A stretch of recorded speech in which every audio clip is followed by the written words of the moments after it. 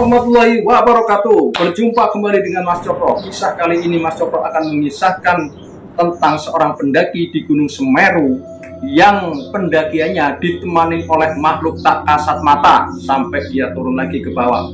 Anehnya, si pendaki ini yang bernama Ube, dia tidak menyadari bahwa yang menemaninya waktu mendaki gunung dan turun gunung ternyata adalah sosok astral.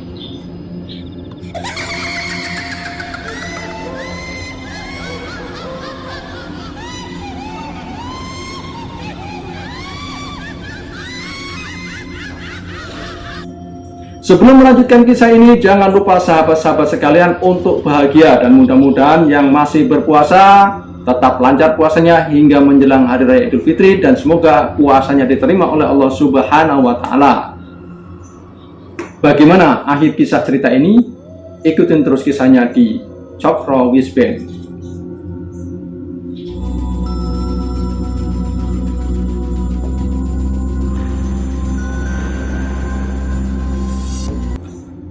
Kisah ini bermula dari mitos bahwasanya di Gunung Semeru itu ketika wanita sedang mengalami menstruasi atau haid itu tidak boleh mendaki gunung.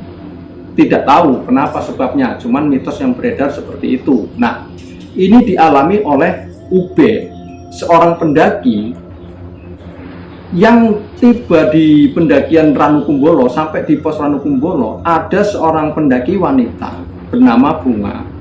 Dia minta tolong kepada Ube untuk mengantarnya ke pos Ranupane turun karena katanya Bunga ini dia bilang dia sedang mengalami menstruasi, jadi tidak bisa melanjutkan pendakiannya di puncak Gunung Semeru.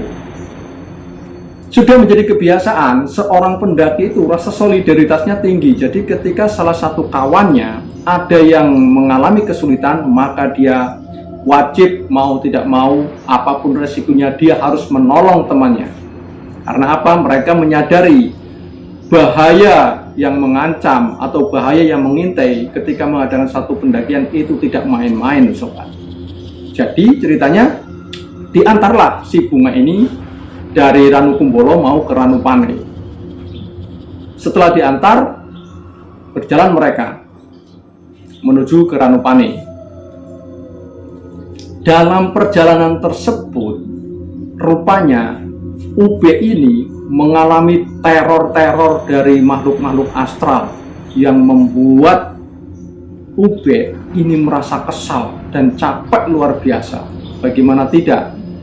Sosok-sosok astral itu selalu mengganggu mereka berdua dalam perjalanan. Di dalam perjalanan mau ke Ranupane, rupanya si Ube ini dengan Bunga dia tersesat ke jalur pendakian Aye-Aye, di mana jalur pendakian Aye-Aye ini adalah jalur yang sulit dan biasa digunakan warga untuk mengadakan ritual, di mana jalur Aye-Aye itu jalurnya sempit, banyak pohon kanan kiri bersaling berhimpitan, jadi berjalan pun susah. Ketika di satu titik di jalur Aye-Aye ini mereka sedang berjalan, Ube dengan Bunga ini, mereka melihat pancaran api dari kejauhan. Seketika mereka langsung bersembunyi di balik semak-semak. Semakin dekat api tersebut diperhatikan oleh mereka, semakin mendekat, tapi ternyata untungnya itu bukan Banaspati, tapi itu adalah sosok rombongan pendaki lain. Cuman anehnya, rombongan pendaki ini tidak layaknya seperti pendaki pada umumnya, membawa obor. Dan mereka itu ada yang membawa parang, ada yang membawa tombak, dan ini sangat mengherankan. Dalam pikirannya si Ube ini berpikir, kok aneh ya, pendaki ini tidak lazimnya seperti pendaki yang lain. Pakaian mereka itu seperti pakaian zaman dulu. Setelah sesaat kemudian, Ube memperhatikan rombongan tersebut semakin lama,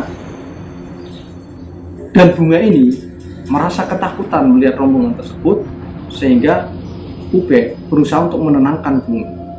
Tapi ketika Ube menengok kembali ke arah rombongan tersebut tidak ada, sudah menghilang. Tak hanya sampai di situ, ketika mereka berjalan, setelah mereka bertemu dengan rombongan aneh tersebut, mereka berjalan berdua. Setelah dari peristiwa tersebut, kembali mereka ini diteror oleh sosok-sosok astral. Kali ini yang menampakkan wujudnya itu sosok kuntilanak merah.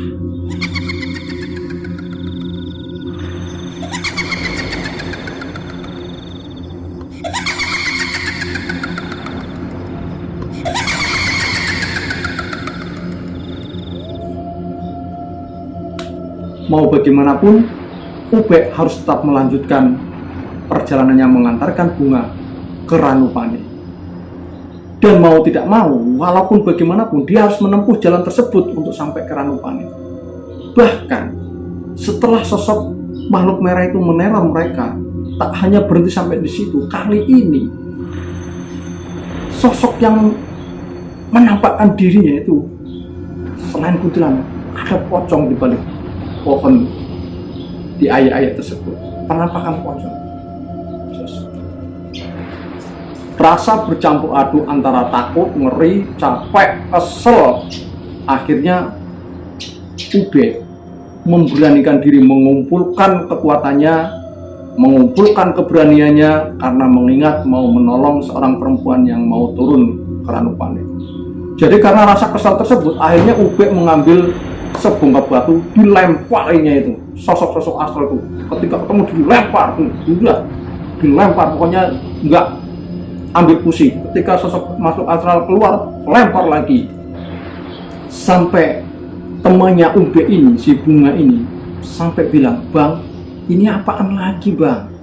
Mau pulang," ucap Bunga karena tak kuasa mengalami teror-teror tersebut. Bunga ini berucap mau pulang. Mungkin merasa capek juga karena teror tersebut. Nah, singkat cerita, akhirnya Ube dan Bunga ini sampailah di Ranupane, sehingga mereka di base camp bertemu dengan para pendaki lain dan segera mereka beristirahat, termasuk Bunga. Namun ada satu hal yang tidak disadari oleh Ube. Ketika sampai di Ranupane ini, Ube membaca daftar-daftar para pendaki gunung yang mendaki saat itu berbarengan dengan Ube. Nama Bunga itu tidak ada dalam daftar. Dalam daftar pendakian saat itu tidak ada. Dan di surat izin, itu kan ada surat izin untuk mendaki itu biasanya masuk kawasan konservasi.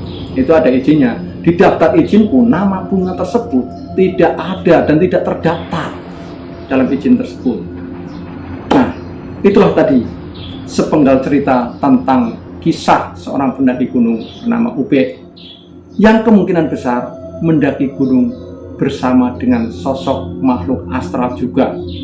Jadi si Ube ini kemungkinan besar dia disuruh mengantarkan makhluk astral juga tanpa disadarinya. Sadar-sadar ketika sudah sampai di Ranupane, mereka melihat daftar.